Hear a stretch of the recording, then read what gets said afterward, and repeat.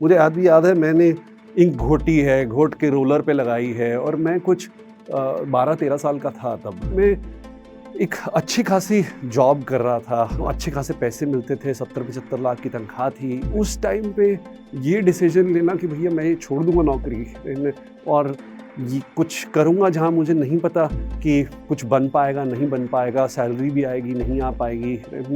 Was a very difficult decision. मेरी और गज़ल की जो मेरी वाइफ़ है, हमारी 2011 में शादी हुई थी और 2014 में जो है हमारा पहला बेबी हुआ, Agastya came into our lives. हम लोग पहले जितने केयर फ्री होते थे, वो ये इतनी छोटी सी प्यारी सी चीज़ को देख के जो है हमें सडनली डर लगना शुरू हो गया। बहुत सारे प्रोडक्ट्स में स्पेशली इंडिया में जो है काफ़ी ऐसे पदार्थ डाले जाते हैं, इंग्रेडिएंट्स डाले जाते हैं जो बच्चों की हेल्थ के लिए और हमारी भी ह्यूमन हेल्थ के लिए जो है काफ़ी हार्मफुल हो सकते हैं। कुछ ऐसी कंपनीज़ भी थी जो यहाँ पे ब्रांड बेच रही थी, बट अमेरिका में उनके ऊपर जो है केस चल रहे थे इन्हीं कैंसर वगैरह की वजह से। हम भी डर गए थे, हमें लगा कि यार ये तो नहीं हम अपने बच्चे के पे लगा पाएंगे। यहाँ से शुरुआत हुई मामाअर्थ के आइडिया की। 8-8 घंटे जाके रिसेप्शन बैठा हूँ मैं और उसके बाद उन्होंने वापस भेज दिया कि आज है नहीं साहब। ये वो वाला टाइम था जब आपको अपना बिजनेस बनाने के लिए हम लोग 16 घंटे, 18 घंटे, कई बार 22-22 घंटे भी दिन में काम करते थे। हमने 6 साल में मामाअर्थ को 1000 करोड़ का ब्रांड बना दिया है। बहुत लोग हमारा मजाक उड़ाते थे कि यार तुम कैसे इतने बड़े-बड़े ब्रांड से टक्कर ले लोगे, तुम हो ही क्या? कोई आपको जो है सीरियसली नहीं लेता शुरू में, क्योंकि आपका बिजनेस तो है नहीं अभी, आप तो बनाना चाहते हो। मामाअर्थ की जो सक्सेस है उसके पीछे सबसे बड़ा जो कारण है, तो ये तो हो गई मामाअर्थ की कहानी। बट आपकी कहानी का क्या? आप कैसे ऐसा बिजनेस शुरू कर सकते हैं जिससे आप भी छा जाएं? तो मुझे आज भी याद है 2007 की बात है और मैं पटना स्टेशन पे जो है अपना काले रंग का सूट, लाल रंग की टाई पहन के जो है एक ऐसे ब्राउन कलर का मेरे पापा का ही ब्रीफकेस टाइप था, तो उसमें अपना लैपटॉप रखा हुआ उतरा।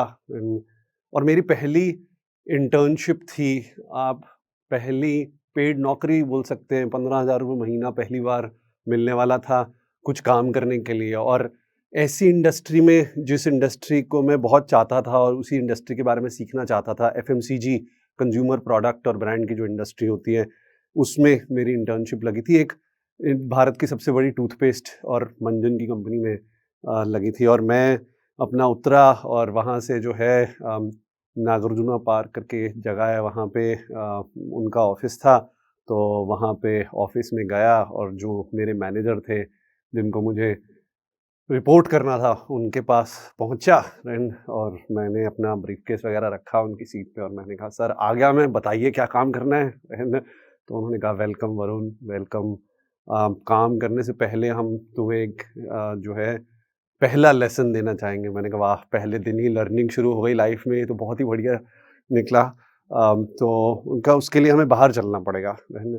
तो मैंने कहा, चलिए सर, हम तो जाने ही आए हैं, जहाँ हम बोलेंगे वहाँ जाएँगे, है ना? तो अपना बाहर निकले, उन्होंने ऑटो बुलाई, है ना? और हम ऑटो में बैठे और मेरे को वो स्टेशन पे ले गए, है ना? तो मैंने कहा, यार ये क्या हो गया? मतलब कहीं वापस चढ़ा के बोले, बेटा हो गया तुम्हारा, क्या गलत कर दिया मैंने? मतलब मैं सोचना शुरू हो गया, क्या-क्या गलती की मैंने? जाके नमस्ते नहीं बोला, या मतलब कुछ कुछ तो गलत किया होगा मैंने कि मुझे वापस स्टेशन पे ले आए हैं भाई साहब। तो पर उन्होंने जो है मुझे स्टेशन के अंदर जाने की जगह बाहर, जहाँ वो फड़ी लगी होती है, जहाँ बहुत सारे लोग बैठ के चीज़ें बेच रहे होते हैं, वहाँ ले गए। और वहाँ पे ले जाके उन्होंने जो है बोला कि देखो ये सफ़ेद टी-शर्ट दिख रहा है बहुत सारा? मैंने कहा, हाँ जी दिख रहा है। अरे ये 3-4 सफ़ेद टी-शर्ट खरीद लो, है ना? तो मैंने कहा, ये ऐसा क्यों सर? कह रहा, बेटा ऐसा बाबू बन के जाओगे ना, तो जहानाबाद क्रॉस करते हुए उठाए लिए जाओगे। तो थोड़ा-सा अगर तुम्हें ग्राउंड पे जाके रिसर्च करना है, तो थोड़ा रेगुलर कपड़ा पहनो, यहाँ टाई पहन के, कोट पहन के रिसर्च नहीं हो पाएगी, है ना? तो फिर मैंने खरीदा, वो मुझे अभी भी याद है, सफ़ेद टी-शर्ट था और ऐसा समुद्र का सीन बना हुआ था, इतना बड़ा-बड़ा लिखा था गोवा, राइट? तो वो टी-शर्ट फिर पहन के जो है मैं घूमा, 14 डिस्ट्रिक्ट 1.5 महीने में मैंने कवर किए बिहार के, एक-एक अ, छोटी दुकान कंज्यूमर्स को जाके मिला। मेरा प्रोजेक्ट था मंजन पे, लाल मंजन पे रिसर्च करना, बिकॉज़ वो कंपनी लाल दंत मंजन में वीक थी। तो हमें फिगर आउट करना था कि कंज्यूमर्स से समझ के कि कैसे लोग लाल दंत मंजन खरीदते हैं, यूज़ करते हैं एटसेट्रा।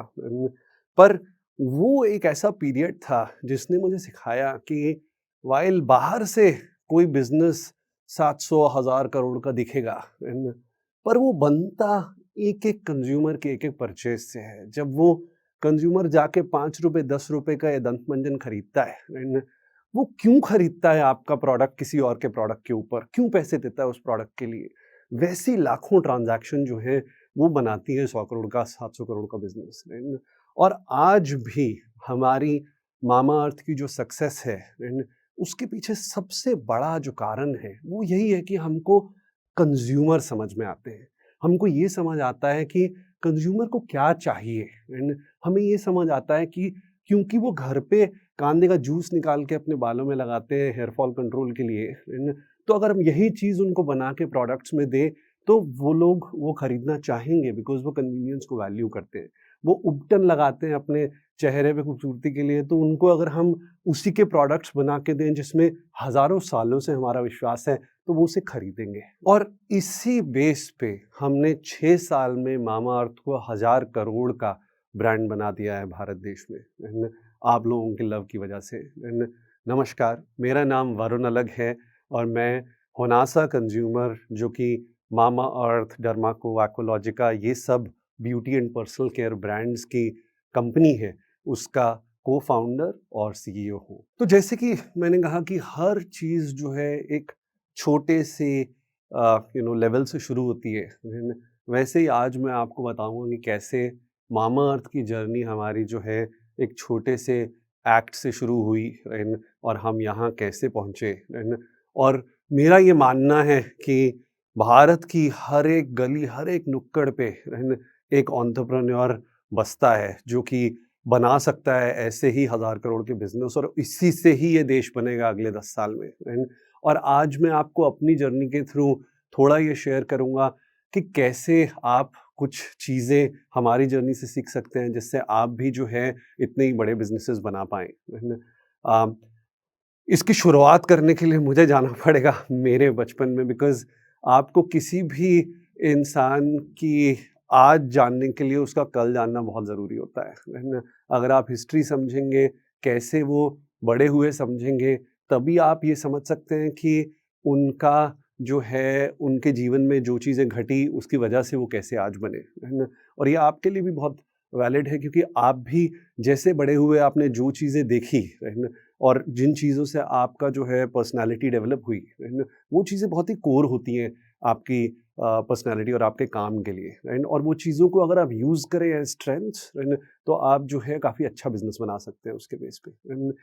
तो एक्चुअली एज़ अ फैमिली, मैं एक लोअर मिडल क्लास फैमिली से बिलॉन्ग करता हूँ, जहाँ पे मैंने भी देखा है कि कैसे मेरे पेरेंट्स ने हमें एक अच्छा जीवन देने के लिए और वो लोअर मिडल क्लास से मिडल क्लास लेवल पे जाने के लिए कितना संघर्ष किया, कितनी मेहनत की, वो सब देखता हुआ बड़ा हुआ हूँ मैं। और काफ़ी 2 पैरेलल ट्रैक्स थे मेरे पेरेंट्स की जर्नी में भी। मेरे फादर जॉब करते थे, बट ऑलमोस्ट 12 साल जॉब करने के बाद जो है एक सडन डे उन्हें जॉब से निकाल दिया गया, जबकि वो बहुत ही अच्छा काम कर रहे थे। और उनके दिमाग में ये था कि वो जो काम कर रहे हैं उसी में ही शायद वो ग्रो करके जो है वो वहाँ पे ही बिजनेस पार्टनर बन जाएंगे, या वो उन्हीं का बिजनेस हो जाएगा, बिकॉज उसी शिद्दत से उन्होंने अपना बिजनेस बनाया था। पर जिस दिन ये हुआ था, मतलब उनका दिल सा टूट गया, है ना? और उसके बाद उन्होंने कहा कि यार अब नौकरी नहीं करूँगा, है ना? अब अपना ही काम करूँगा ताकि कोई मुझे निकाल ना पाए अपने काम से। तो आई थिंक मेरे दिमाग में एक वो दिन, वो जो चीज़ थी वो काफ़ी बस गई थी कहीं पे कि ये कि अपने काम से आपको कोई निकाल नहीं सकता है, राइट? एंड हेंस व्हाइल मैंने शुरुआत जो है वो अच्छी जॉब से की, बहुत अच्छी कंपनी से सीखा, राइट? बट कहीं न कहीं मेरे दिमाग में ये था, राइट, कि मुझे फाइनली करना अपना काम है, राइट? मुझे कुछ अपने लिए बनाना है, अपनी कंपनी बनानी है, एंड जैसे मेरे पिताजी ने अपना बिज़नेस बनाया था। तो जब उन्होंने शुरू किया था, तो मुझे क्लियरली याद है कि छोटे से एक एक कमरे, मतलब 8 बाय 8 फुट का कमरा था, जिसमें भी ऑलमोस्ट 75% जगह में एक रोलर मशीन, क्योंकि प्रिंटिंग इंक्स का काम करते थे वो, जहाँ पे हम इंक्स बनाते थे, जो हम न्यूज़पेपर्स वगैरह को या छोटे प्रिंटर्स को सप्लाई करते थे, जिससे वो छपाई करते हैं। तो वो रोलर मशीन लगी होती थी और एक टेबल था। और टेबल के पीछे वो बैठते थे, आगे के दोस्त जगह थी जहाँ पे लोग आके मिलके बैठ सकते थे। और मुझे याद है आज भी कि वो मुझे जिस दिन मेरी छुट्टी होती थी, मुझे वहाँ पे लेके जाते थे, है ना? और ऐसा नहीं है कि उन्होंने मुझे कभी भी अपनी चेयर पे बैठने दिया, है ना? वो मुझे जो है बोलते थे कि भैया तुम्हें काम जो है, अगर यहाँ पे भी आए हो तुम्हें काम करना पड़ेगा, एंड तुम्हें सीखना पड़ेगा कि हम क्या काम करते हैं। तो मतलब मुझे आज भी याद है, मैंने इंक घोटी है, घोट के रोलर पे लगाई है, और मैं कुछ 12-13 साल का था तब। तो आई थिंक एक सर्टेन लेवल ऑफ कि ये काम अपना जो है वो हमेशा फैंसी नहीं होता है ना? आपको स्लीव्स फोल्ड करके जो है हर काम करना पड़ता है अपना काम बनाने के लिए, है ना? ये चीज़ जो है एकदम उस टाइम से ही थोड़ी गुड़ गई थी। एंड मैंने फिर देखा उनको उस छोटे से कमरे से थोड़ा बड़ा कमरा और थोड़ा बड़ा कमरा एंड बना के हमारे लिए थोड़ी-सी कंफर्टेबल लाइफ़ क्रिएट करते हुए देखा मैंने उनको। और पैरेलली एक्चुअली मेरी मदर जो हैं वो बैंक में काम करती थी as a clerk, right? And वो एक टाइप का उनका रुझाव था which was very savings oriented, क्योंकि आप बैंक में काम करते हो, आप देखते हो सेविंग्स अकाउंट, और आप देखते हो मतलब बाकी सबके पैसे आ रहे हैं और वो कैसे बढ़ रहे हैं, तो मतलब वो एक रुझाव हो जाता है आपको उस डायरेक्शन में। तो मैं बचपन से ही उन्होंने मेरे अंदर जो है वो उस आदत को जो है उन्होंने अपनाया।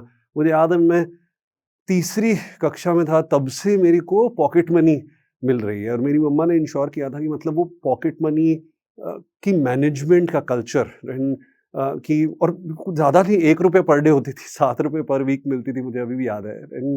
और उसको कैसे मैनेज करना है कि आप अपने एक्सपेंस मैनेज कर पाओ उतने खर्चे में, राइट? आपको ये पता हो कि अगर आपने ₹5 की फाउंटेन पेप्सी पी ली, है ना, एक दिन स्कूल में, तो आपके ₹2 ही बच गए हफ्ते के, है ना? आपने जो करना है इस ₹2 में करना है ना? एक वो बजट मैनेजमेंट, है ना? और एक सेविंग्स, मेरी एक लोहे की बुगनी थी, चाबी होती थी उसकी, उसकी चाबी बड़ी सँभाल के रखता था मैं, राइट? और उसमें सेव करता था, ये जो सिक्के मिलते थे। पर वो एक जो सेविंग का थ्रेड था, ओवर टाइम मुझे याद है, बाय द टाइम मैं 10वीं कक्षा तक पहुँचा था, तो अराउंड ₹45,000 बचा लिए थे मैंने, एफडीज़ थी मेरी। ये सब सेव करते हुए, it's not just pocket money, पर वो जो लोग आके देते रहते हैं ना, ₹100 ₹500, कभी कोई आया, किसी की शादी, किसी का बर्थडे, है ना? वो सब भुगनियों में जाते थे, और बाद में 7वीं 8वीं कक्षा में सारे अकाउंट में जाने शुरू हो गए, एफडियाँ बननी शुरू हो गई। टू द लेवल कि पहला जो मैंने अपना लैपटॉप लिया था, है ना? वो मैंने अपने पैसों से कैश डाउन देके लिया था। कि मेरे को उसका प्राइड था इतना कि यार मैंने मतलब खुद लैपटॉप लिया अपनी सेविंग से। तो आई थिंक एक वो जो चीज़ थी, वो एक सेविंग, फ्रुगैलिटी, बजट मैनेजमेंट मेरी मम्मी की वजह से जो है मेरे अंदर बना। एंड ये दोनों ही जो स्किल्स हैं, इनको मिला-जुला के मैं बोलता हूँ हसल, है ना? कि एक काम करने की और जूझने की एक सॉर्ट ऑफ इंक्लिनेशन, है ना? और दूसरी तरफ पैसे को कैसे मैनेज करना है उस काम को करने के लिए, उसकी एक जानकारी। ये दोनों चीज़ें ना बिज़नेस में बहुत ज़्यादा काम आती हैं, और आज जब हम बिज़नेस चलाते हैं और बनाते हैं, आई थिंक वो जो मेरे को बचपन में ये 2 चीज़ें समझाई गई हैं, सिखाई गई हैं, एंड वो मेरे अंदर घुड़ी हुई हैं, और वो काफ़ी काम आती हैं मुझे इस बिज़नेस को चलाने के लिए। तो इसलिए भैया मुझे तो लगता है कि मिडल क्लास में पैदा होना बहुत बड़ी ब्लेसिंग है ना? आपको जो वैल्यू सिस्टम मिडिल क्लास से मिलता है ना? वो वैल्यू सिस्टम जितना आपको हेल्प करता है आपके बिज़नेस को रन करने में और उसको प्रॉफिटेबली चलाने में, है ना? उतना जो है, अगर आपका वैल्यू सिस्टम वो ना हो, आप एंटाइटल्ड थोड़े रेज़ हुए हों, जहाँ आपको ये स्ट्रगल ना करनी पड़ी हो बचपन में, जहाँ पे आपको वो ₹7 में ₹5 कहाँ खर्च करूँ ये ना जानना पड़ा हो, है ना? तो उस चीज़ का आप फ़ायदा नहीं उठा पाएँगे जब आप बड़े होंगे। तो अगर आप middle class, lower middle class से हैं, तो ये मत समझिए कि आप एक्चुअली डिसएडवांटेज पे हैं, एंड आपको एडवांटेज है, आपको ऐसी लाइफ स्किल्स मिल रही हैं एंड जो आगे जाके बहुत काम आएंगे आपकी। तो I think her middle class के बच्चे के माँ बाप जो है क्लियरली ये चाहते हैं और जानते हैं और मानते हैं, और बिल्कुल सही बात भी है कि एजुकेशन एक बहुत ही स्ट्रॉन्ग पाथ टू सक्सेस है। अगर आप अच्छी एजुकेशन पालें तो आप जो है बहुत हाई चांस हो जाते हैं कि आप अच्छी जॉब कर पाएंगे, अच्छा जो है नाम कमा पाएंगे। और मेरे पिताजी भी बहुत स्ट्रांगली मानते थे। उन्होंने मुझे बहुत पहले बोला था कि यार देखो, मैं भी अपना बिजनेस बना रहा हूँ, बहुत अच्छी बात है, पर मैं कभी ये नहीं चाहता कि तुम मेरे बिजनेस को इसलिए चूज करो कि तुम्हारे पास कोई ऑप्शन नहीं है लाइफ में। तुम अपने लिए सबसे बेस्ट ऑप्शन जनरेट करो, वो ऑप्शन जनरेट करके उसको एक्सपीरियंस करो, उसको एक्सपीरियंस करने के बाद भी अगर तुम बोलोगे कि नहीं, मुझे ये चुनना है, दिस इज माई चॉइस, तो then I will be happy कि तुमने चुना है इस बिजनेस को या किसी और बिजनेस को ज्वाइन करने में। और कई जगह, काफ़ी जगह मैं देखता हूँ कि थोड़ी डिफरेंट होती है पेरेंट्स की मेंटालिटी। आई थिंक मैं बहुत लकी था कि मेरे फादर की ये मेंटालिटी थी कि यार तुम्हें ज़रूरी नहीं है कि हमारा बिज़नेस जॉइन करना है, एंड इनफैक्ट अगर जॉइन करोगे तो मैं बहुत खुश होऊँगा, बिकॉज़ मुझे पता होगा कि यार मैं किसके लिए ये बिज़नेस बना रहा हूँ, है ना? पर मैं ये चाहता हूँ कि पहले तुम बेस्ट एजुकेशन पाओ, बेस्ट अपने लिए ऑप्शन जनरेट करो, राइट? और फिर चूज़ करो इसी रास्ते को या जिस भी रास्ते को तुम चूज़ करना चाहते हो। इसलिए बहुत पहले से ही आई थिंक एजुकेशन अच्छा पाना was very critical for me. पर मेरे मेरे पेरेंट्स ने कभी ये नहीं बोला कि नहीं, तुम्हें हमेशा फर्स्ट ही आना है क्लास में। उन्होंने ये बोला कि, और मुझे याद है मेरे पिताजी एक एग्जांपल देते थे, वो कहते थे यार देखो, जैसे मैराथन होती है ना, जो लंबी दौड़ होती है, लंबी दौड़ में जो धावक होते हैं, जिन्होंने जीतना होता है, वो एक टॉप ग्रुप के साथ-साथ भागते रहते हैं, कि यार पहले 8 से 10 लोगों के बीच में आराम से भागते हैं, बिकॉज़ उन्हें पता है कि उन्हें लास्ट लैप के लिए, जब उन्हें लंबी तेज़ दौड़ लगानी है, थोड़ी एनर्जी कंज़र्व करके रखनी पड़ेगी, है ना? तो ये कहीं पे मेरा जो है वो फिट हो गई थी चीज़। तो आई डोंट थिंक मैं कभी फर्स्ट आया। इनफैक्ट अभी कुछ दिन पहले मेरे कॉलेज ने मुझे बुलाया था as the best alumni of the year award देने के लिए। प्रॉब्ली पहली बार मैं स्टेज में चढ़ा था अपने कॉलेज या स्कूल में, राइट? और मैं जाके उधर बोला भी कि 35 साल का हो गया हूँ, अभी तक जो है स्टेज पे नहीं चढ़ा था, राइट? अब जाके स्टेज पे पहली बार चढ़ा हूँ, तो कोई खराब बात नहीं है अगर आप बचपन में स्टेज में नहीं चढ़े हो, राइट? मौके आएँगे, राइट? और ऐसे मौके आएँगे एकदम से कि मतलब आप सीधा फर्स्ट आ जाओगे रादर देन बार-बार फर्स्ट आने की जगह, राइट? तो आई थिंक वो जो था, एक था कि मतलब आगे रहना है, बट उसके अलावा बाकी सारी चीज़ें भी करनी है। तो कहीं पे डिबेट भी करनी है, कभी ये बोलना भी है, और ऐसे थोड़ा ओवरऑल पर्सनैलिटी डेवलप करना चाहिए, जैसी अप्रोच थी उनकी। तो वो उसकी वजह से मैं हमेशा टॉप 5, टॉप 10 में जो है अपनी क्लास वास में रहा। पर उसके बाद मुझे था कि यार मेरे को जो है एक बेहतर और एजुकेशन चाहिए, एंड मतलब इंडिया में स्टैंडर्ड गुड एजुकेशन जो है वो है इंजीनियरिंग, एमबीए। यही एटलीस्ट 15 साल पहले तक, 20 साल पहले तक जो है चलन था। अब तो बहुत ज़्यादा अच्छे एवेन्यूज़ आ गए हैं जहाँ आप डिफरेंट टाइप्स की एजुकेशन करके एक सक्सेसफुल करियर बना सकते हैं। बट उस टाइम पे ये वाला या डॉक्टर, ये बहुत ज़्यादा प्रेवलेंट थे in specially in the middle class sort of households. तो वो उस डायरेक्शन में मैंने काम करना शुरू किया, एंड आईआईटी बनाने की तैयारी शुरू की, राइट? अब मुझे अभी याद है 2 महीना मैं जो है, बिकॉज़ काफ़ी 11वीं जो है ऐसी थोड़ी मतलब फन में निकाल दी, है ना? तो बाय द टाइम 12वीं आई तो पता चला भैया अब 1 ही साल रह गया है और पेपर के लिए तैयारी करनी है। तो सब जॉइन वॉइन किया, जो क्रैश कोर्स किया, और एक जगह जो है फिर एक मुझे बहुत अच्छे टीचर मिल गए, तो वो दिल्ली में जो है यहाँ सराय काले खां के आस-पास रहते थे। तो उनके घर की छत पे ही एक कमरा ले लिया मैंने तो 3 महीने के लिए, है ना?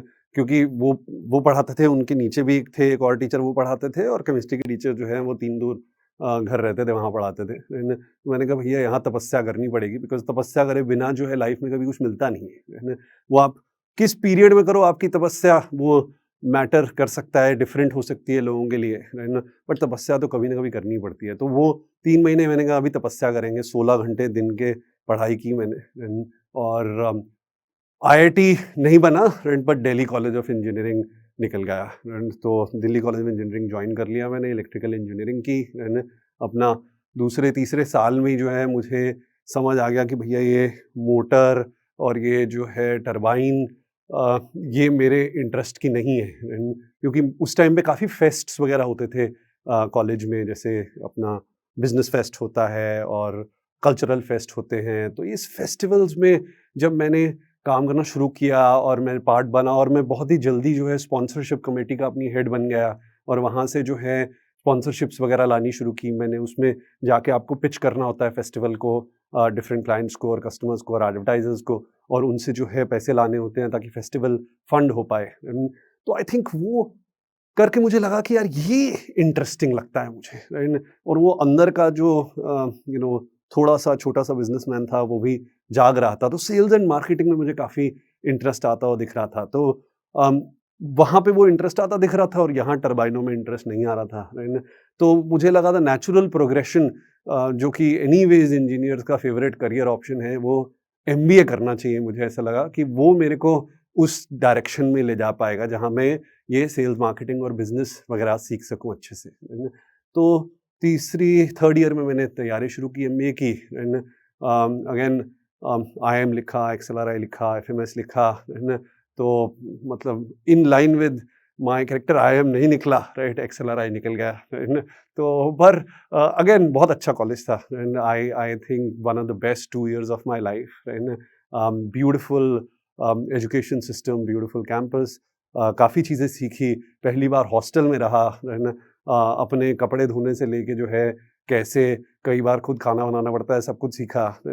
और साथ में जो है लोगों के साथ कैसे काम करते हैं और कैसे ग्रुप्स में काम करते हैं, ये सब सीखा। तो बहुत ही अच्छी एजुकेशन थी। आई थिंक एमबीए की डिग्री पढ़ाई से ज़्यादा काम कैसे करते हैं ये चीज़ सिखाती है, ताकि आप आगे जाके कॉर्पोरेट में कैसे काम कर पाएँ। मतलब एक बड़ी नई चीज़ होती है कि आपको 10 घंटे नौकरी में जो इकट्ठा काम करना होता है ना? और एमबीए की क्लासेस जो हैं आपकी 8 से 10 घंटे कंटिन्यूअसली चलती हैं। तो वो इसीलिए चलती हैं आपको ये बताने के लिए, भैया आगे जाके यही 8-10 घंटे रेगुलर कंटिन्यूअसली काम करना है, तो आपको वो आदत होनी चाहिए।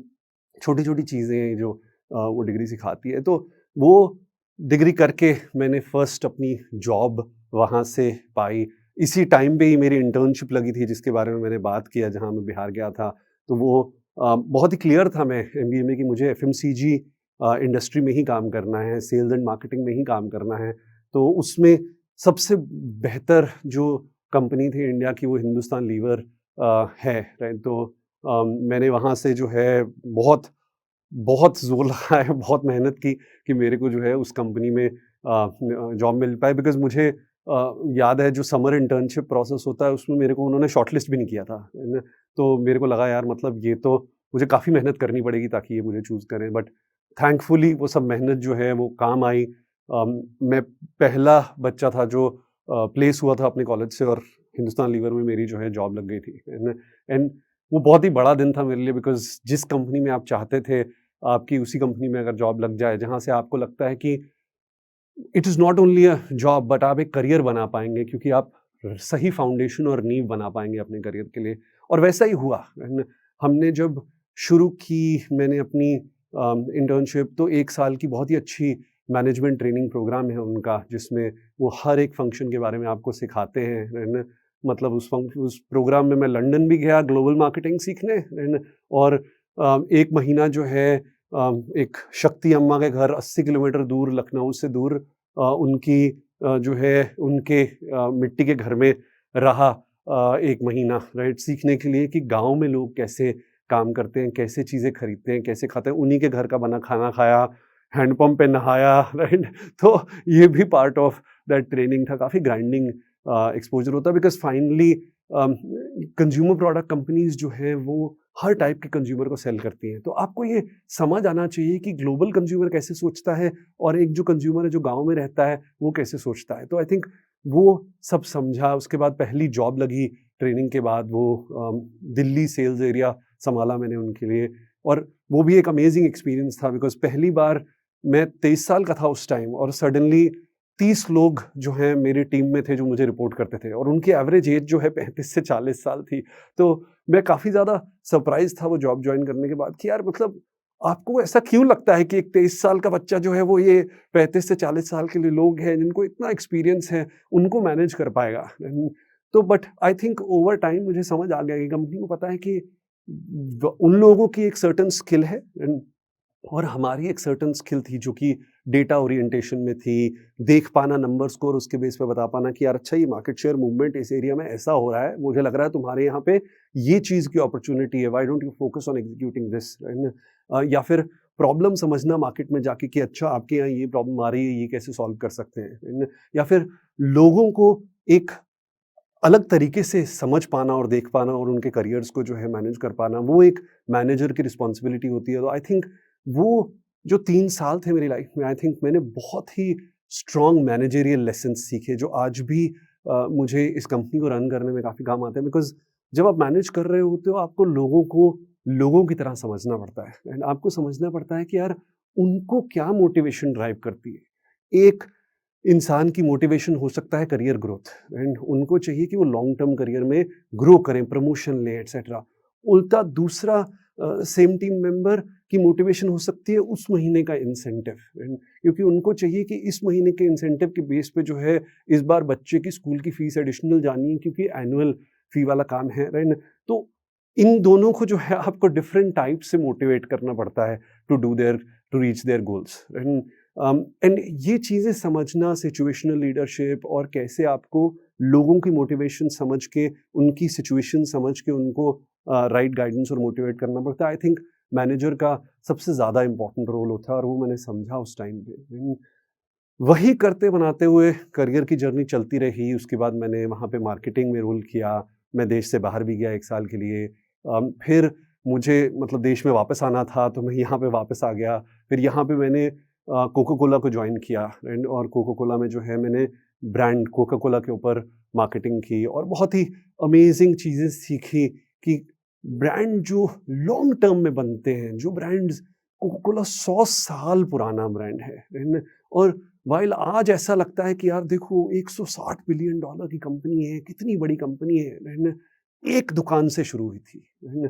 और पेम्बरटन जिन्होंने इनको शुरू किया था वो केमिस्ट थे एंड उन्होंने कोका कोला को बनाया था एक सिरदर्द की दवाई की तरह, राइट? कि आप जब शाम को 4 बजे थक जाते हैं तो आप ये पिए और आप जो है जोश फील करेंगे, है ना? तो मतलब वहाँ एक दुकान से शुरू होके अगर इतनी बड़ी ऑर्गेनाइजेशन बन सकती है ना? तो आई थिंक हम में से कोई भी जो है वो इतनी बड़ी कंपनियां बना सकता है। उसको शुरू करने के लिए बड़ी कंपनी होना ज़रूरी नहीं है, एक छोटी बट राइट प्रोडक्ट की होनी कंपनी ज़रूरी है। आई थिंक ये समझा मैंने अपनी कोका कोला में काम करते हुए और उस ब्रांड के ऊपर काम करते हुए, उसको बनाते हुए। और यही पीरियड था जब मेरी और गज़ल की जो मेरी वाइफ़ है, हमारी 2011 में शादी हुई थी और 2014 में जो है हमारा पहला बेबी हुआ, Agastya came into our lives, right? And I think वो एक अमेजिंग ट्रांसफॉर्मेशन था। हम लोग दोनों बहुत ही फन लविंग कपल थे, ट्रैवल करते थे काफ़ी ज़्यादा बिकॉज़ हमें था मतलब बचपन में सारा टाइम ही पढ़ाई और इसी सब में निकल गया, कोई दुनिया देखी नहीं ज़रा सी भी। और अब जब आए पैसे और थोड़ी इंडिपेंडेंस आई तो हमें था यार जाके दुनिया तो देखें कि क्या हो रहा है, कैसे चल रहा है बाकी लोग काम और क्या जीते हैं, दुनिया के शहरों में क्या हो रहा है। तो हमारे लिए बहुत इम्पोर्टेंट था कि हम हमारी सबसे बड़ी स्पेंड जो था वो इसी चीज़ पे होता था कि हम ट्रैवल करें। हमें चीज़ें लेने का या बनाने का इतना शौक नहीं था जितना ये शौक था कि हम ट्रैवल करें उसका। तो हम काफ़ी अग्रेसिवली ट्रैवल करते थे, सारे जितने पैसे कमाते थे उसी में लगा देते थे, राइट? तो बच्चा आया तो सडनली हमारे एटीट्यूड में चेंज भी आया। हम लोग पहले जितने केयरफ्री होते थे वो ये इतनी छोटी सी प्यारी सी चीज़ को देख के जो है हमें सडनली डर लगना शुरू हो गया, क्योंकि जब तक आपके पास कुछ खोने के लिए नहीं होता आपके पास डर कम होता है। जब आपके पास कुछ खोने के लिए आ जाता है ना तो डर बढ़ जाता है।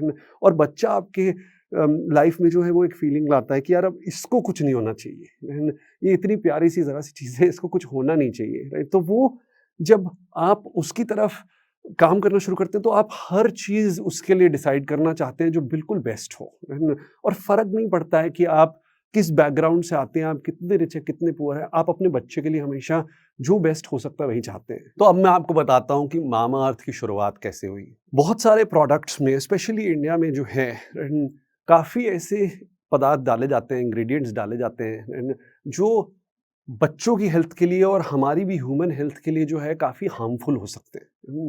तो जबकि अमेरिका और यूएस वगैरह में और गज़ल उससे पहले जो है अपनी आर्ट एजुकेशन के लिए 6 महीना न्यूयॉर्क में रही थी। तो उन्होंने जो है काफ़ी क्लोज़ली ये चीज़ देखी थी और हम काफ़ी ट्रैवल वैसे भी करते थे, तो हमें था ये पता कि यार बाहर चीज़ें कैसे शेप अप हो रही हैं। तो हमें ये पता था कि वहाँ पे जो है लोग इस चीज़ का काफ़ी ध्यान देते हैं कि उनके प्रोडक्ट्स जो डाले जाते हैं लगाने के लिए, राइट? क्योंकि आप ये मानिए कि आप जो भी लगाते हैं, राइट, वो आपकी स्किन में अब्ज़ॉर्ब होके आपके ब्लड में जाता है।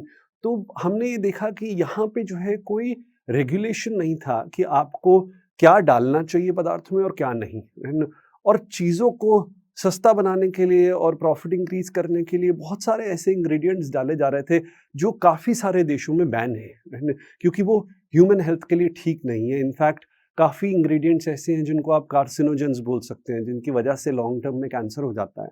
और हमने देखा कि कुछ ऐसी कंपनीज़ भी थी, जो यहाँ पे ब्रांड बेच रही थी, बट अमेरिका में उनके ऊपर जो है केस चल रहे थे इन्हीं कैंसर्स वगैरह की वजह से। एंड ये वर्ड ऐसा है जो आप सोच भी नहीं सकते अपने बच्चे के आस-पास, राइट? एंड मतलब आपको डरा देता है एकदम। तो हम भी डर गए थे, हमें लगा कि यार ये तो नहीं हम अपने बच्चे के पे लगा पाएँगे, हमें हमें कुछ बेहतर चाहिए। और जैसे कोई भी रेगुलर कंज़्यूमर करेगा, हमने ऐसे पहली बार में तो नहीं सोचा कि यार अपना ही कुछ शुरू कर देते हैं। हमें था कि यार अच्छा हम लोग ढूँढ लेते हैं, यहाँ पे अगर मिलता है तो यहाँ से कुछ मँगा लेते हैं, कोई बाहर देश में मिल रही है बेहतर चीज़ तो वो मँगा लेते हैं। तो कोई मासी जा रही है, कोई भूआ जा रही है, किसी फ्रेंड का फ्रेंड जा रहा है बाहर, तो उनको मुझे अभी भी याद है हम फेसबुक पोस्ट करते रहते थे, एनीवन गोइंग अब्रॉड और anyone going to US please let us know. और फिर वो लोग ऐसे ही थोड़ा आनाकानी करते थे, अरे नहीं यार वो स्पिल हो जाएगा, लिक्विड पैक में नहीं ला पाएँगे, लोशन नहीं ला पाएँगे। और ये एक ऐसा पीरियड होता है जब आप ऑलरेडी काफ़ी स्ट्रेस में होते हो, टेंशन में होते हो, बिकॉज़ आप काम, बच्चा, राइट, सब कुछ इकट्ठा मैनेज कर रहे होते हो। तो एक और स्ट्रेस ये जनरेट हो जाना, जस्ट हमें लगा यार ये फेयर नहीं है, राइट? क्यों एक इंडियन पेरेंट को जो है वो इस दुविधा से गुज़रना पड़े? उनको यहीं पे क्यों नहीं अच्छे प्रोडक्ट मिल सकते जो अच्छे से यहाँ के लिए ही बनाए गए हों और एक राइट प्राइस में जो है बिना इन हार्मफुल केमिकल्स के उनको मिल पाएँ। और यहाँ से शुरुआत हुई मामाअर्थ के आइडिया की, राइट? और जो पहले मैं और गज़ल सिर्फ़ बात करते थे कि यार ऐसा होना चाहिए, ऐसा होना चाहिए। आई थिंक एक रात जब हम यही बात कर रहे थे तो वो अ, कन्वर्सेशन एक्साइटमेंट में इस चीज़ पे बदल गया कि यार हम क्यों नहीं कर सकते? और ये पहला काम नहीं है, गज़ल ने इससे पहले एक स्टार्टअप किया था डाइट एक्सपर्ट करके, राइट? मेरे लैपटॉप पे 13 फ़ोल्डर थे, right? From my college to यहाँ, जो अलग-अलग बिज़नेस आइडियाज़, कोई एक्सेल शीट तक पहुँचा, कोई अगली टीम तक पहुँचा, बट हो नहीं पाए क्योंकि जैसे मैंने बताया कि मतलब एक अंदर वो एक एक ड्राइव थी कि मुझे अपना कुछ करना है। और जब हम ये बात कर रहे थे कि यार हम ही क्यों नहीं करते, तो हमने जब उसके बारे में सोचना शुरू किया तो हमें लगा यार मतलब ये तो ये एक ऐसी चीज़ है जो हम दिल से करना चाहते हैं।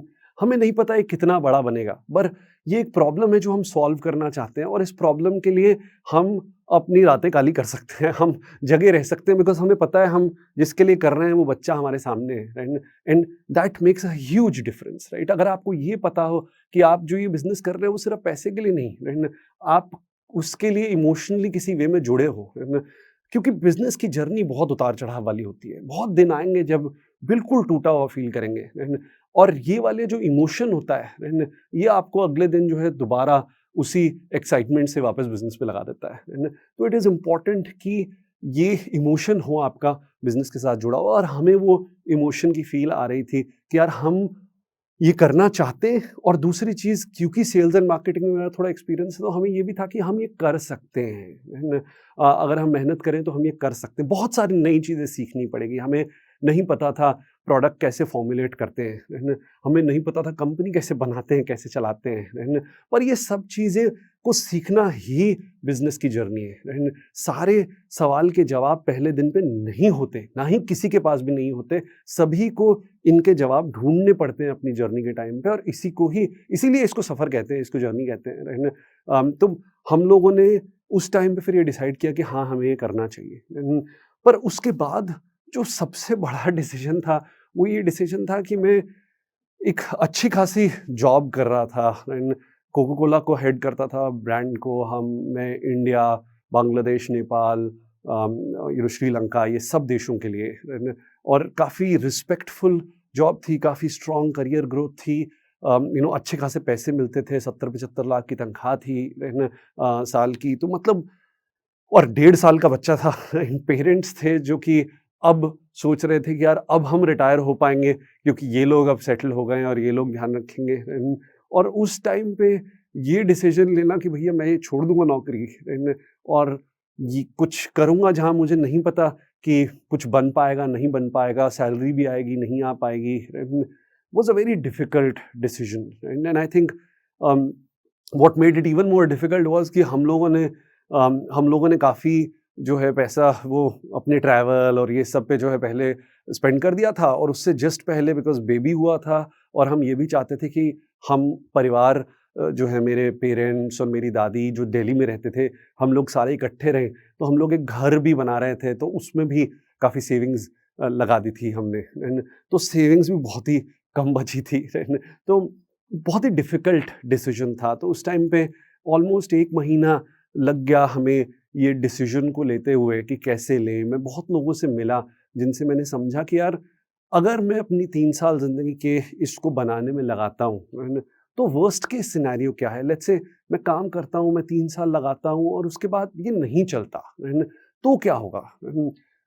और बहुत लोगों ने मुझे बताया कि यार ये एक्सपीरियंस जो है वो तुम्हारे लिए काफ़ी वैल्यू एडिंग एक्सपीरियंस रहेगा। एंड कंपनी को बनाना, कंपनी को चलाना, उसको कैसे एक यंग बिजनेस को डिजिटली मार्केट करते हैं, ये सब सीखना, एंड ये सारी यूजफुल स्किल्स हैं। तो ऐसा नहीं है कि 3 साल बाद जो है तुम्हें नौकरी नहीं मिलेगी। एंड एक्चुअली तुम्हें और ज़्यादा बेहतर अपॉर्चुनिटीज़ मिल सकती हैं because of the skills that you would have earned. तो आई थिंक उससे भी थोड़ा जो है वो मोटिवेशन डेवलप हुआ कि हाँ यार बुरा नहीं होगा, वर्स्ट केस जहाँ पे हैं वहाँ तक ही हो जाएँगे।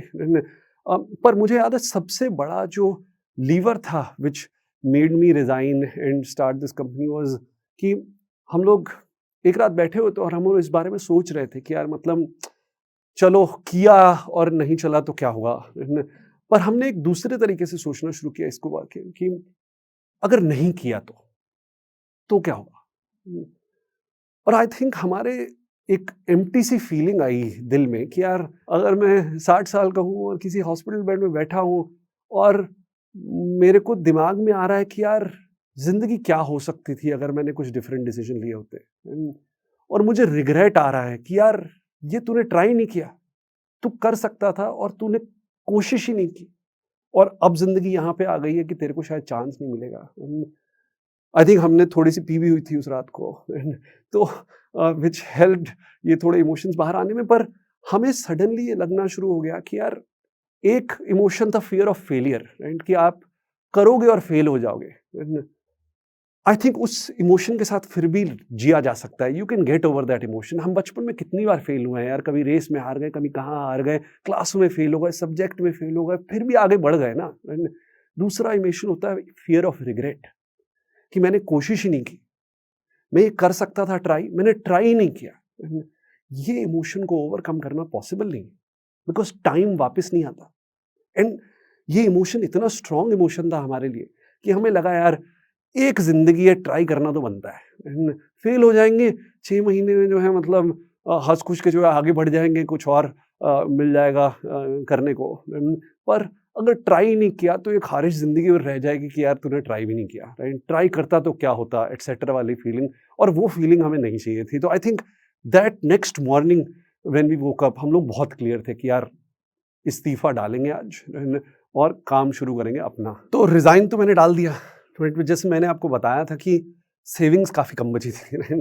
तो एक्चुअली जितनी सेविंग थी वो मेरे प्रोविडेंट फंड में ही थी। कुछ 25 लाख रुपए थे मेरे प्रोविडेंट फंड में। उसमें से हमने डिसाइड किया कि हम इसमें से जो है 20 लाख निकालेंगे ये बिज़नेस बनाने के लिए। और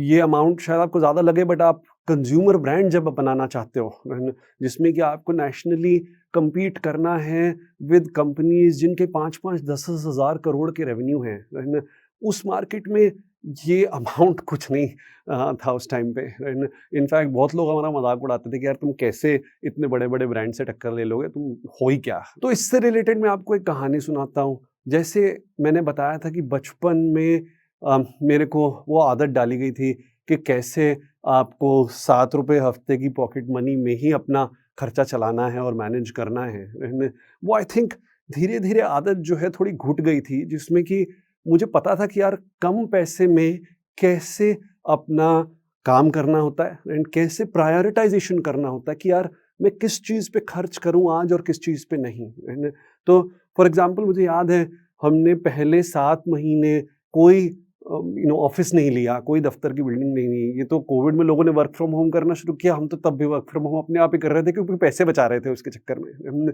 इनफैक्ट उसके बाद बिकॉज़ मीटिंग वगैरह करने के लिए या किसी को इंटरव्यू करना है आपने, तो बड़ी दिक्कत हो जाती थी। किसी को घर बुलाओ तो उन्हें लगता था यार इनका दफ़्तर ही नहीं है, इनको कहाँ जॉइन करेंगे। तो फिर मैंने एक दोस्त से बात कर ली, उसकी डिजिटल एजेंसी थी, तो वहाँ पे जो है एक उसने मुझे चेयर दे दी कि यार यहाँ बैठ जाकर जब भी तुझे ये इंटरव्यू या बाहर वाली मीटिंग करनी होती है हमारे कॉन्फ्रेंस रूम में कर लिया कर।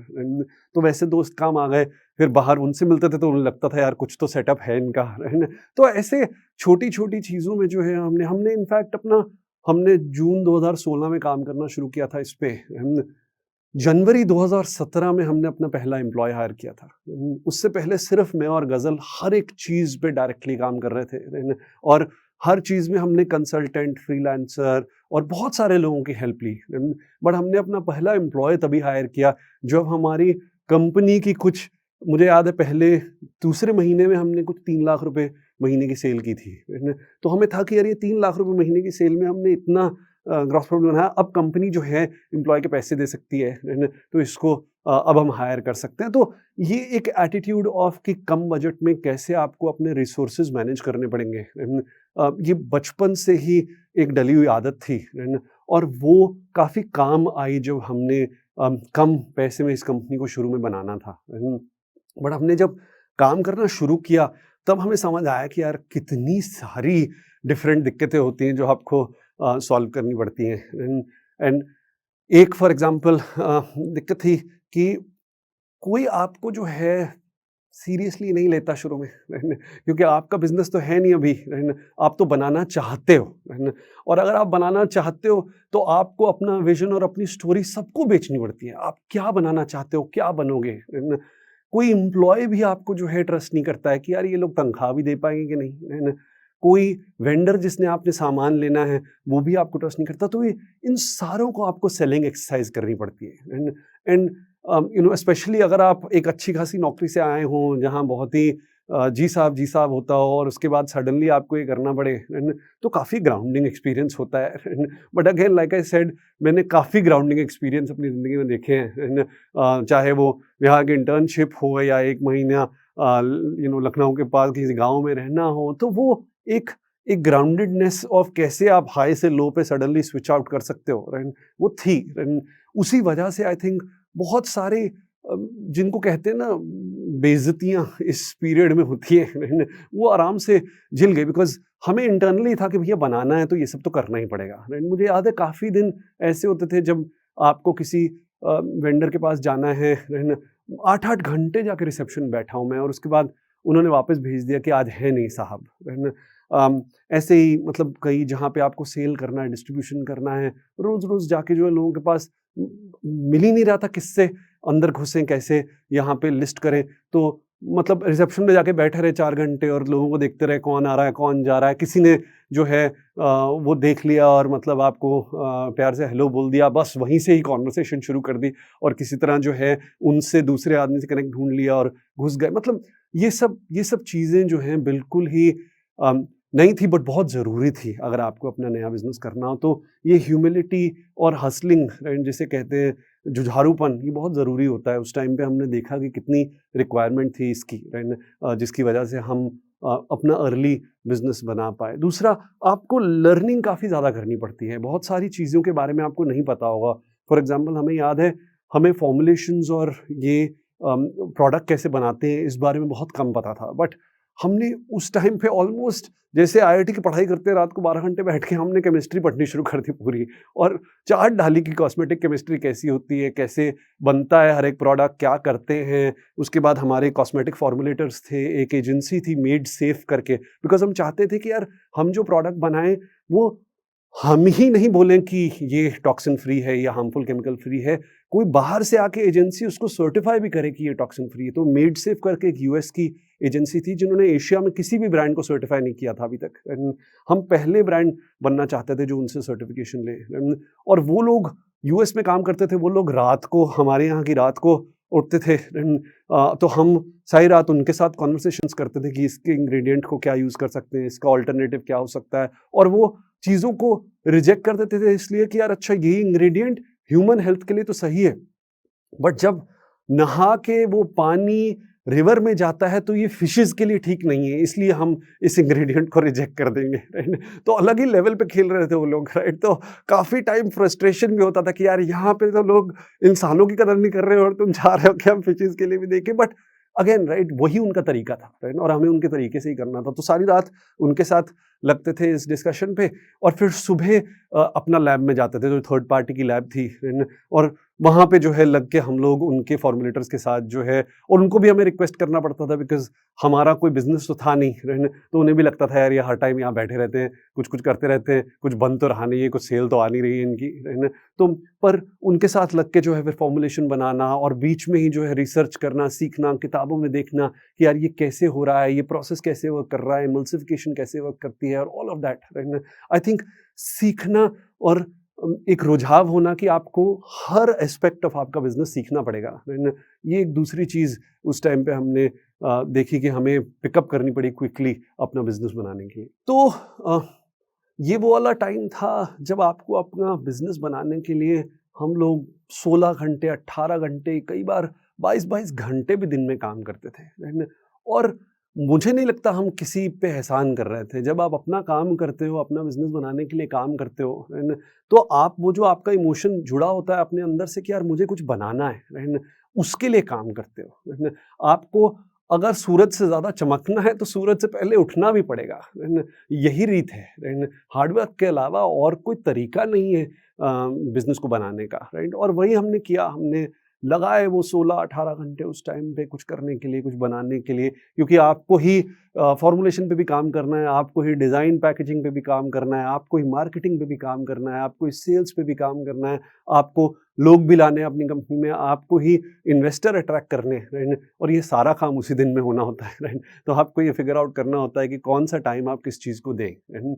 तो उसी लिए जो है 10 घंटे इनफ होते नहीं हैं, राइट? 20 निकालने पड़ते हैं, राइट? अगर आपको जो है अच्छा बिज़नेस बनाना हो। और ये सब करते-करते हमने जो है दिसंबर में 2016 में मेडसेफ सर्टिफिकेशन पाने के बाद अपने पहले 6 बेबी प्रोडक्ट्स लॉन्च किए, जिसमें बेबी शैम्पू, वॉश, बेबीज़ के लिए सनस्क्रीन, इंसेक्ट रेपेलेंट, ये सब कुछ था। और हमने शुरुआत की अमेज़न पे लिस्ट करने से, बिकॉज़ हमें था कि यार अपनी वेबसाइट बनाएँगे तो उसमें अगेन और ज़्यादा पैसा लगता है वेबसाइट बनाने में और वहाँ पे मार्केटिंग और ये लाने में, और हम चाहते थे कि पहले हम लोग जो है इसको कहीं पे जहाँ पे ईज़ी टू लिस्ट हो, जहाँ पे ऑलरेडी ट्रैफ़िक हो, वहाँ पे डाल के जो है पहले देखें कि यार कैसा रिस्पॉन्स आता है बिफोर इन्वेस्टिंग फर्दर। मैंने बताया ना, मतलब वो पैसे खर्च करने में हमेशा थोड़े चिंतित हैं हम, है ना? तो वहाँ पे डाला, वहाँ पे फिर हमने जो है बेसिक मार्केटिंग करनी शुरू की, और हमारे लिए 2 चीज़ें ज़रूरी थी इस टाइम पे, राइट? जैसे मैंने बोला, आई थिंक कंज्यूमर लिसनिंग बहुत ही इम्पोर्टेंट चीज़ थी जिसके बेस पे हमने ये प्रोडक्ट रेंज बनाई थी, राइट? हमारी जैसे कंपनी में बोर्ड ऑफ डायरेक्टर होता है ना, हमारी कंपनी में बोर्ड ऑफ मम्स था, है ना?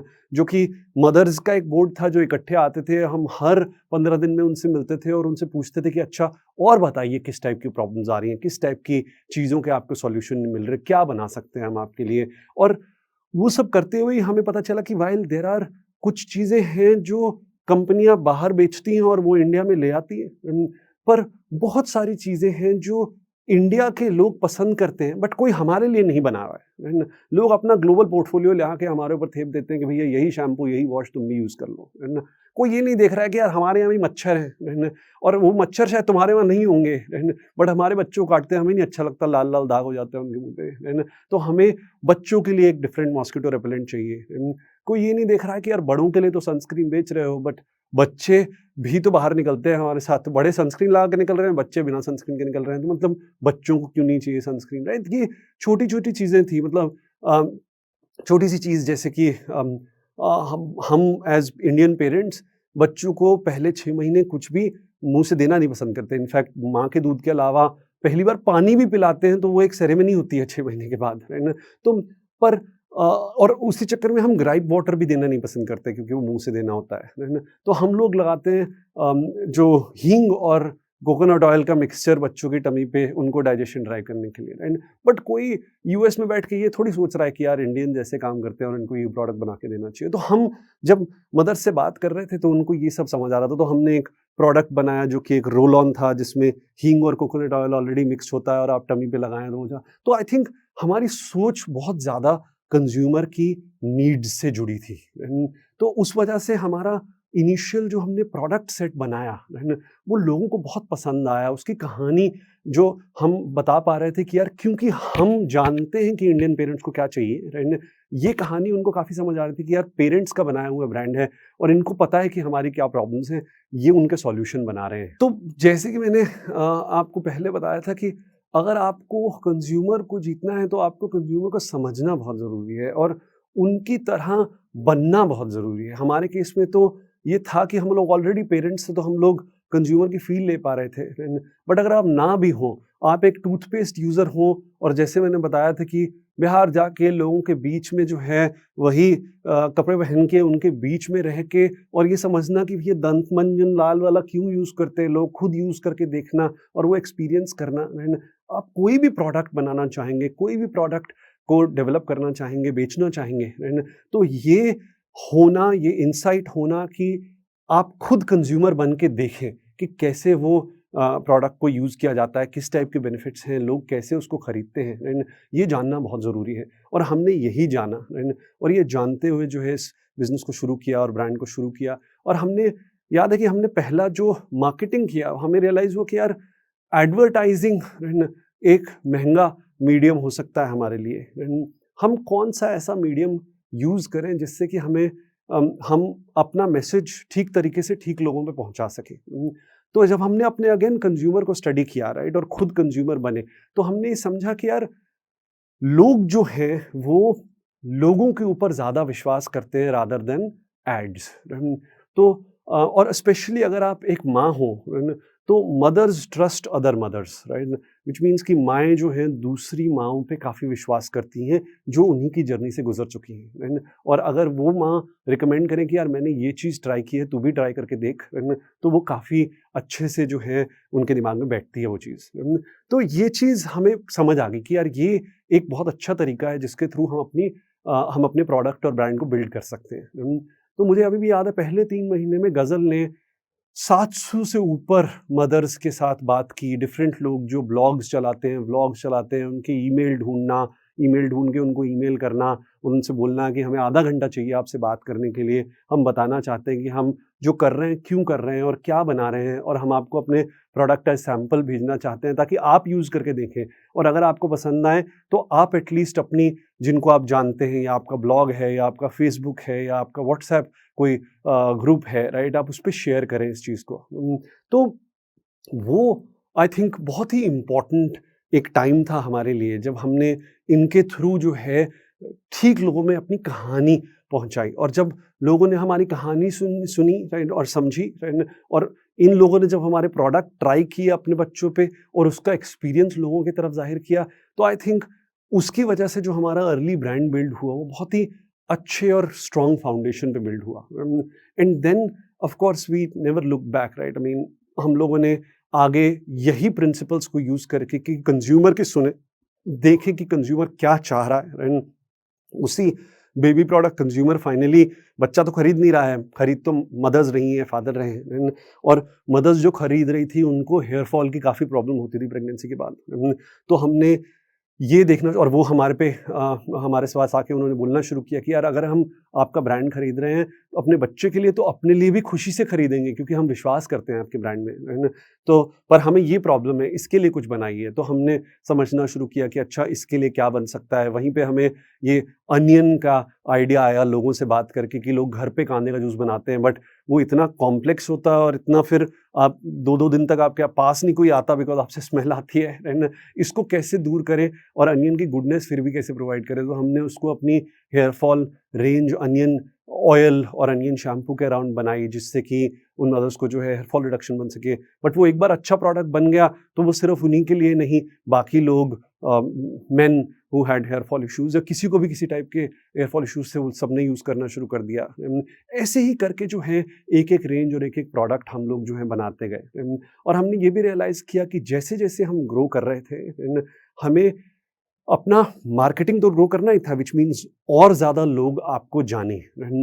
पर उसके साथ-साथ आपको अपना फिज़िकल डिस्ट्रीब्यूशन, जिसके कि मतलब है कि और ज़्यादा लोग आपको खरीद पाएँ, वो भी एक्सपैंड करना पड़ता है। तो अगर आप सिर्फ़ एक जगह थे जैसे अमेज़न, आपको फ्लिपकार्ट, फर्स्ट क्राई, नायका, अपनी वेबसाइट, ये सब पे भी ग्रो करना पड़ता है। और उसके बाद जब आपका ब्रांड इस लेवल पे पहुँच जाता है कि लोग आपको अब ऑफ़लाइन खरीदना चाहते हैं, जो उनकी आस-पास की दुकानें हैं वहाँ पे देख के खरीदना चाहते हैं, तो आपको वहाँ पे भी अपना ब्रांड प्रोवाइड करना पड़ता है। तो आई थिंक हमने इन सब दोनों डायरेक्शंस पे जो है काम किया। तो बस ऐसे ही कंज्यूमर्स की सुनते हुए, नए इनोवेटिव प्रोडक्ट्स बनाते हुए, नई नई-नई जगह पे, नई-नई ज्योग्राफीज़ में लोगों के थ्रू अपने प्रोडक्ट्स ले जाते हुए, और एक बहुत ही हाई क्वालिटी स्टैंडर्ड मेंटेन करते हुए, बिकॉज़ हमने बच्चों के बिज़नेस से शुरू किया था, तो हमारे लिए क्वालिटी बहुत पैरानोया था। हम सबसे पहले जो भी प्रोडक्ट आता था, वो अपने ऊपर, अपने बच्चों के ऊपर यूज़ करते थे, आज भी यूज़ करते हैं,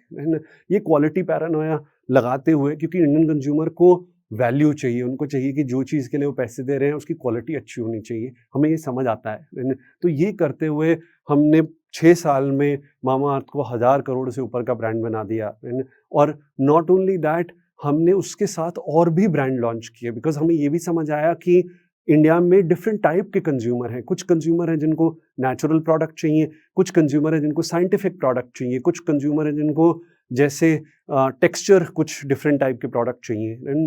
तो इन सबको ध्यान में रखते हुए हमने डर्मा कंपनी, एक्वालॉजिका, आयुगा, कुछ ब्रांड्स हमने खरीदे भी, बी ब्लंट, डॉक्टर शेथ, और इन सबको मिला के जो है एक कंपनी बनाई, जो आज जो है 1500 करोड़ की कंपनी है, प्रॉफिटेबल है लास्ट 3 साल से, और ये थी हमारी होनासा को बनाने की जर्नी। हमारा हमारा विश्वास है कि अगले 10 साल में हम इसको इंडिया की सबसे बड़ी FMCG beauty and personal care company बना पाएँगे, है ना? और वो बनाने के लिए जो हम करते आए हैं, वो तो करते आएँगे ही, और शायद और चीज़ें भी हमें सीखनी पड़ेंगी और करनी पड़ेगी, और जितना हार्ड वर्क पास्ट में किया है, उससे शायद डबल आगे भी करना पड़ेगा, ये हम जानते हैं और मानते हैं। तो याद रखिए, ये जो हमने कंपनी बनाई, जो आज यूनिकॉर्न है, 10,000 करोड़ की वैल्यूएशन रखती है ना?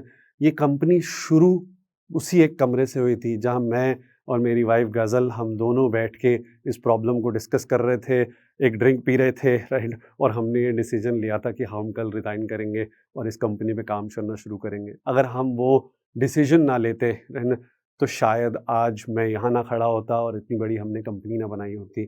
तो कहीं पहुँचने के लिए कहीं से निकलना बहुत ज़रूरी है ना? तो आप भी अगर कहीं पहुँचना चाहते हैं, तो निकलना शुरू कीजिए। तो ये तो हो गई मामाअर्थ की कहानी, एंड बट आपकी कहानी का क्या? आप कैसे ऐसा बिज़नेस शुरू कर सकते हैं जिससे आप भी छा जाएँ, है ना? आई थिंक 3-4 चीज़ें जो मैं आपको बताना चाहूँगा।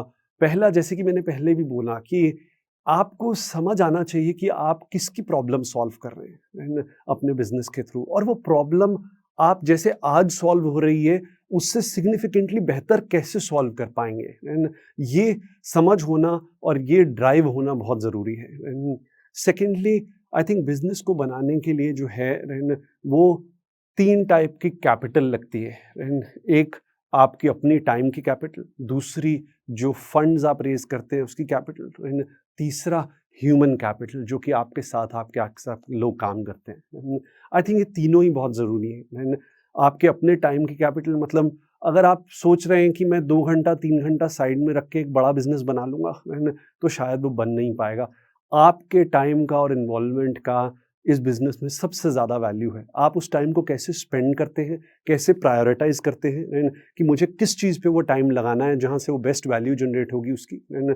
उसका बहुत महत्व है। और ये भी रियलाइज़ करना कि वो टाइम आपको बहुत ज़्यादा निकालना पड़ेगा। रेगुलर जॉब वगैरह में जितना टाइम लगाते हैं उससे सिग्निफिकेंटली ज़्यादा निकालना पड़ेगा, बिकॉज़ आपको शायद 2 या 3 लोगों का काम करना पड़ सकता है।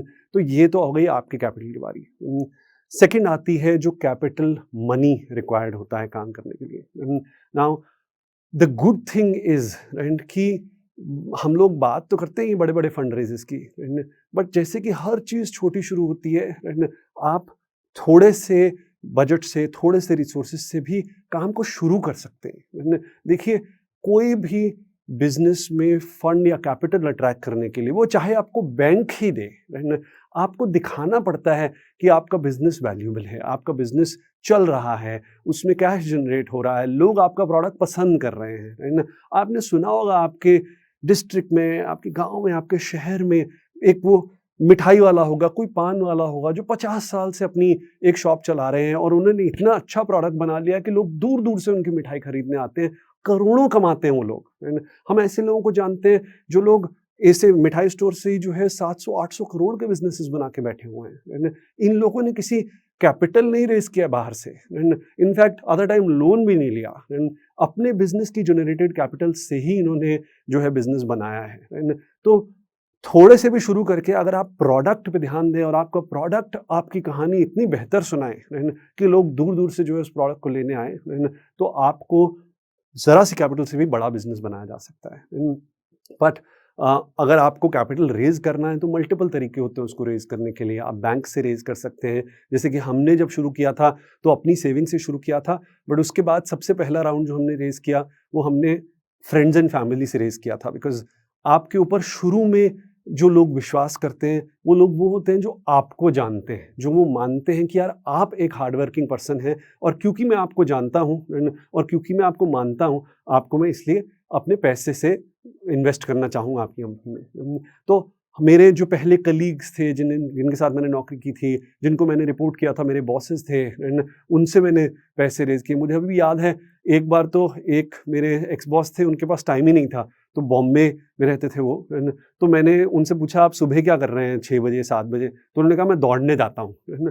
तो मैंने कहा, "ठीक है, मैं भी आऊँगा आपके साथ दौड़ने।" है ना? दौड़ते-दौड़ते आपको जो है सारी चीज़ समझाऊँगा, है ना? और उसके लिए आपको अगर समझ आएगी तो मेरे को आप इन्वेस्ट कीजिएगा मेरी कंपनी में। तो 1 घंटा दौड़ा मैं उनके साथ, जिसको कहते हैं ना पसीना बहाना, right? By the end of it, मतलब जितने पसीने बह सकते थे बह चुके थे, राइट?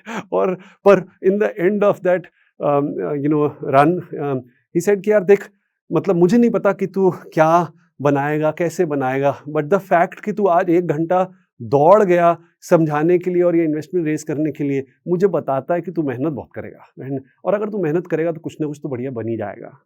तो आई थिंक वो चीज़ आपको दिखानी पड़ती है अपने इन्वेस्टर्स को कि आप कुछ करने के लिए जुझारू हैं, तैयार हैं, राइट? और वो पैसा से हम लोगों ने अर्ली प्रोडक्ट मार्केट फिट दिखा दिया, राइट? अपने पैसे से हमने प्रोडक्ट बना लिया, बेसिक्स दिखा दिए कि यार देखो ऐसा दिखता है, ऐसा प्रोडक्ट है, हम ये कर पाए हैं, राइट? जिसकी वजह से हम ये रेज़ कर पाए, इसकी वजह से हम लोग जो है पहले सेल्स कर पाए, थोड़ी-सी मार्केटिंग कर पाए, जिसकी वजह से हम अपनी सेल्स को जो है ऑलमोस्ट 6 महीने में 25 लाख रुपए महीने पे ले गए, राइट? ऑनलाइन बिज़नेस करते हुए ही, राइट?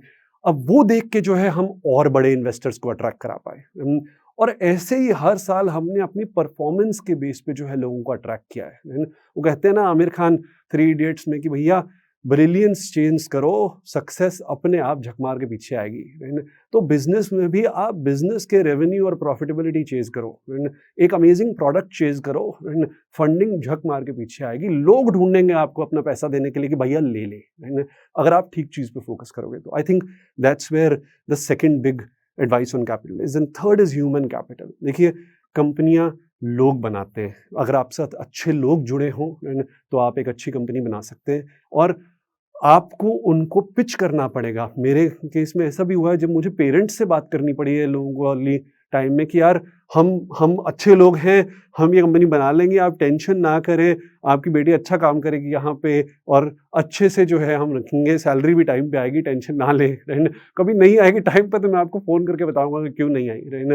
पर हम लोग ऑनेस्ट लोग हैं और हम लोग ये बना पाएँगे, राइट ना। आपको वो भी पिच करना पड़ता है अच्छे लोगों को अपने साथ जोड़ने के लिए, राइट ना। और वो बहुत ज़रूरी है बिकॉज़ अच्छे लोगों से घिरे होंगे, राइट, तभी अच्छा बिज़नेस बना पाएँगे। और हायर कीजिए ताकि लोग जो हैं, राइट ना, वो आपकी कुछ रिस्पॉन्सिबिलिटीज़ लेके, राइट, आपको और ज़्यादा टाइम दे सकें और चीज़ों पे काम करने के लिए, है ना? तो ऐसे करके अपने ऑर्गेनाइज़ेशन के बारे में सोचिए कि कौन-कौन सी चीज़ें हैं जहाँ पे अब आप लोग जिनको एक्सपीरियंस है, एक्सपर्ट हैं, उनको लाके उनसे वो काम करा सकें ताकि आप टाइम निकाल के और चीज़ें कर सकें, है ना? तो आई थिंक ये 3 बहुत ज़रूरी चीज़ें हैं जो आपको ध्यान रखनी पड़ेंगी। और एक अगर मैं और बड़ी टिप आपको देना चाहूँगा, तो ये देना चाहूँगा अगर आप मिडल क्लास से हैं, लोअर मिडल क्लास से हैं, तो इसको वरदान मानें, है ना? आपको जो वैल्यू सिस्टम और आपको जो चीज़ों से गुज़रना पड़ रहा है, ये आपको आपका बिज़नेस बनाने में, उसको मैनेज करने में बहुत हेल्प करेगा, है ना? ये टाइम अब प्रॉफ़िटेबल बिज़नेसेस बनाने का है, राइट? और मिडल क्लास से बेटर कोई नहीं जानता कि प्रॉफ़िटेबल चीज़ें कैसे बनाते हैं। और साथ ही साथ मैं ये भी मानता हूँ कि बिज़नेस को चलाने के लिए या ज़िंदगी को चलाने के लिए मोटिवेशन और इंस्पिरेशन की बहुत ज़रूरत पड़ती है। और जैसे कि बचपन से ही आपको जितनी भी चीज़ें सिखाई गई हैं, चाहे आपके दादी ने सिखाई हों, चाहे आपके पेरेंट्स ने सिखाई हों, चाहे हमारे जो हम रिलिजन के चीज़ें पढ़ते हैं, वो सब कहानियों से सिखाया गया है। एंड एज़ ह्यूमन्स हम लोग कहानियों से ही प्रेरित होते हैं, कहानियों से ही सीखते हैं। एंड जोश टॉक्स एक ऐसा प्लेटफ़ॉर्म है जो आपको लोगों की कहानियाँ सुना के इंस्पायर करता है और सिखाता है नई-नई चीज़ें और इंस्पायर करता है, मोटिवेट करता है ताकि आप अपनी कहानी बना पाएँ, है ना? तो this is to your story. क्योंकि आप जोश टॉक्स देख रहे हैं तो जाहिर सी बात है कि आप अपनी जिंदगी में कुछ बड़ा करना चाहते हैं और वो सारे स्किल्स सीखना चाहते हैं जिनसे आप अपने सपने पूरे कर सकें।